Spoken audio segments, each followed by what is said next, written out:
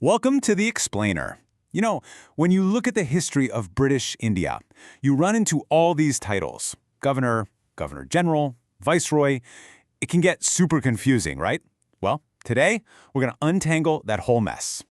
All right, let's jump right in with a question you see all the time on competitive exams. Now think about it for a second. Got an answer?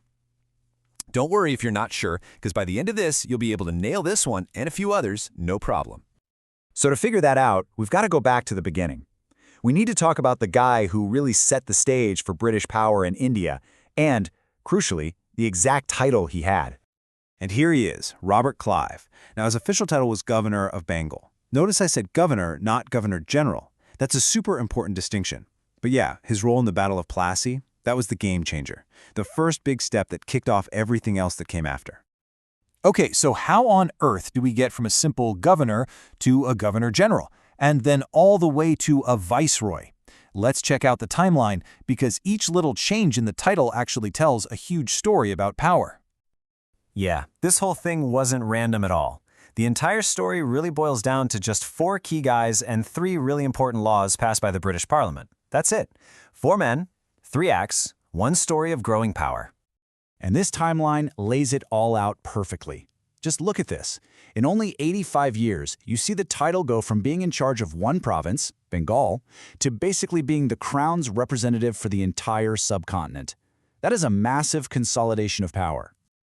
Okay, so let's break that down. Here's that first big shift. The Regulating Act of 1773 comes along, takes the guy who was already the governor of Bengal, that's Warren Hastings, and just bumps him up to Governor General. Boom! Suddenly British authority in the area is all focused under one person. Fast forward 60 years, and bam, the next big jump happens. The Charter Act of 1833 takes that power and stretches it way beyond just Bengal to cover all of British India. So, Lord William Bentinck, who was the Governor General of Bengal, now becomes the very first Governor General of India. And then comes the final piece of the puzzle. After the massive revolt of 1857, the British government passes the Government of India Act of 1858. And this was a huge deal. It added the title of Viceroy. So now, Lord Canning wasn't just the head of the government as Governor General, he was also the Viceroy, the personal representative of the Queen herself. Okay, so we've got the who and the when locked down. But what about the how? How did these leaders actually go about expanding the empire? It wasn't always just about winning wars. You know, the British approach was basically a 1-2 punch.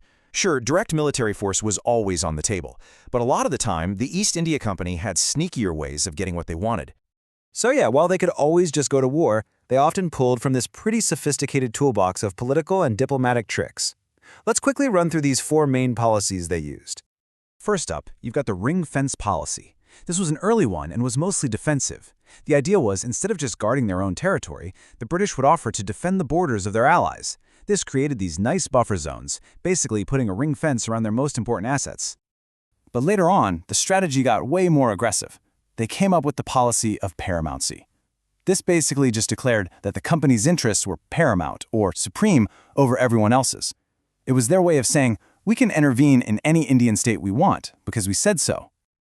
Now this next one, Wellesley's system of subsidiary alliance, this was just genius, in a pretty sinister way. They would basically force Indian rulers to let British troops be stationed in their territory. And here's the kicker, the Indian rulers had to pay for the upkeep of those troops. It was a brilliant way to control a state's army and its wallet without even fighting a battle. And then we have maybe the most famous or infamous one of all, the doctrine of lapse. This policy said the British could just straight up annex any princely state if the ruler died without a direct male heir. As you can imagine, this caused a lot of anger and was a huge reason for the 1857 revolt. All right, we've looked at the titles, the timeline, and the tactics. We've got all the pieces of the puzzle now.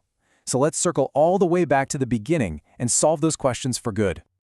Okay, remember this question from the start? Was Robert Clive the first Governor General of Bengal? Now that we've gone through the timeline, that little difference between the 2 titles should be super clear. So, what's the verdict? And the answer is definitely false. The key is in the name, Governor versus Governor General. Robert Clive was the governor of Bengal? Absolutely. But it was Warren Hastings who got that promotion to become the first ever Governor General of Bengal. All right, next up, what about William Bentinck? Was he the first guy to hold the big title, Governor General of all of India?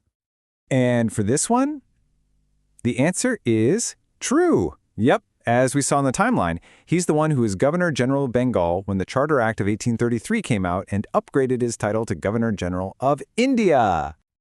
Okay, one last question to lock it all in. Which law, which act was responsible for changing the title from Governor General of Bengal to Governor General of India? And that, of course, was the Charter Act of 1833. That was the key moment in the law books that officially centralized British power over their entire Indian territory, all under one person. So, what's the big takeaway here? It's that these weren't just fancy new job titles, not at all. Each change was a deliberate, calculated, legal step in building an empire. Each one meant the British grip on India got a little bit tighter, a little bit wider. And it really makes you wonder, right? How often in history do these seemingly tiny administrative changes end up changing the entire world?